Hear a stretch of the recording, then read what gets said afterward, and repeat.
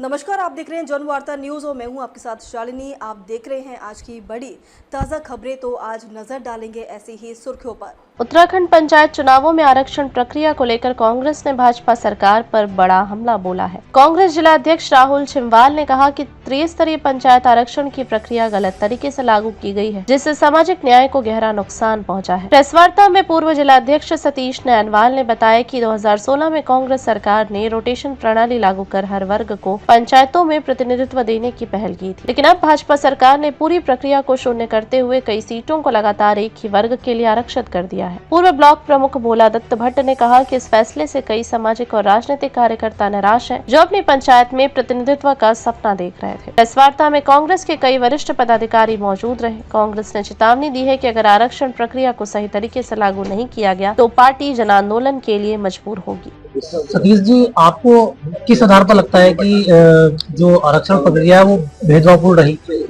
सबसे बड़ा कारण यह है कि 2016 में उत्तराखंड राज्य का अपना पंचायत एक्ट के अनुसार रोटेशन प्रणाली के तहत आरक्षण होना चाहिए और ये दूसरा चरण उसका रोटेशन का होना चाहिए था। अब 2025 में जो इन्होंने आरक्षण किया है उसको जीरो मानकर फिर से इसको प्रारंभ किया है।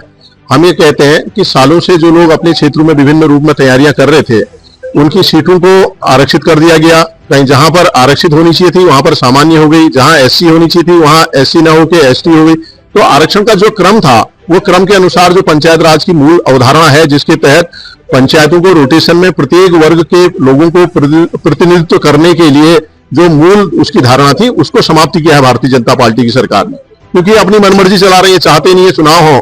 यहाँ ये स्थितियां हैं। आज पक्ष विपक्ष का सवाल नहीं है, सवाल इस बात का है कि जो आम जनप्रतिनिधि गांव के अंदर जो तैयारी कर रहे थे उनके मंसूबों पर भी ये झटका लगा है और कई लोग इसको लेके परेशान हैं। क्योंकि ठीक है, वर्मा आयोग की जो रिपोर्ट थी उसके अनुसार ओबीसी के चरण को प्रथम माना जाना चाहिए था, लेकिन उसके अलावा जो अन्य जो वर्गों का आरक्षण है उसको रोटेशन के अंदर राज्य के अंदर होना चाहिए था, क्योंकि राज्य के अंदर अपना पंचायत राज आज एक्ट लागू है और उसके तहत रोटेशन प्रणाली की बात कही गई है।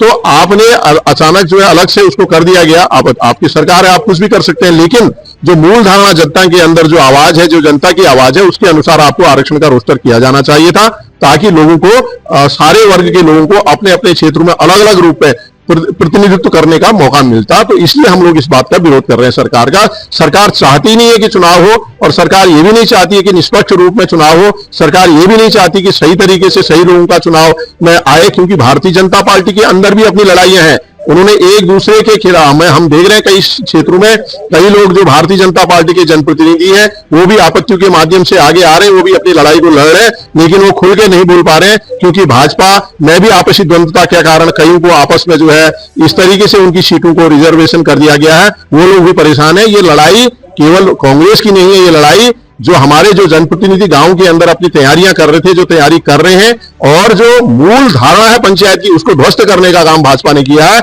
हम इसके खिलाफ लड़ाई लड़ रहे हैं। जी, आज की बैठक का क्या उद्देश्य है? देखिए, आज हम लोगों ने यहाँ पर जो पत्रकार वार्ता यहाँ पर आयोजित की है, जो हमारे पंचायत चुनाव हो रहे हैं, त्रिस्तरीय पंचायत चुनाव, और जिस तरीके का उसमें जो आरक्षण लागू किया गया है और जिस तरीके से उन्होंने किया है, हमें लगता है कि न्याय संगत नहीं है। कहीं ना कहीं पर हम मानते हैं कि ठीक है, सभी वर्गों को और सभी जातियों को, सभी लोगों को इसमें अधिकार मिलना चाहिए, सम्मान मिलना चाहिए, लेकिन जिस तरीके से हमने देखा है कि कई सीटें ऐसी हैं जो पिछले 15-15, 20-20 सालों से आरक्षित रही हैं, उनको फिर से आरक्षित कर दिया गया है।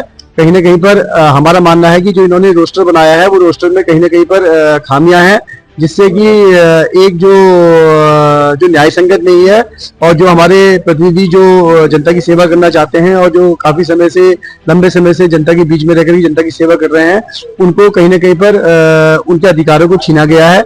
और हम लोग चाहते हैं कि जो इन्होंने आरक्षण व्यवस्था लागू की, हम लोग उसको न्याय संगत नहीं मानते हैं।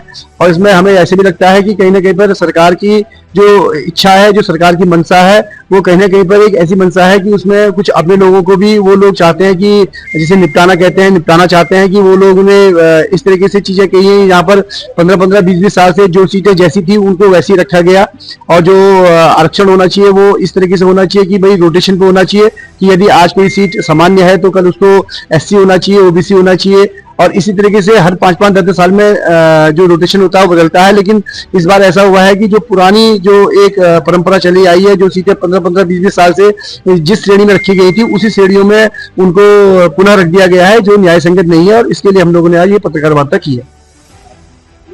हल्द्वानी से जनवार्ता न्यूज के चीफ एडिटर सैफ अली सिद्दीकी की रिपोर्ट। हमारे चैनल को सब्सक्राइब, लाइक, शेयर और कमेंट करें। बेल आइकन दबाना ना भूलें।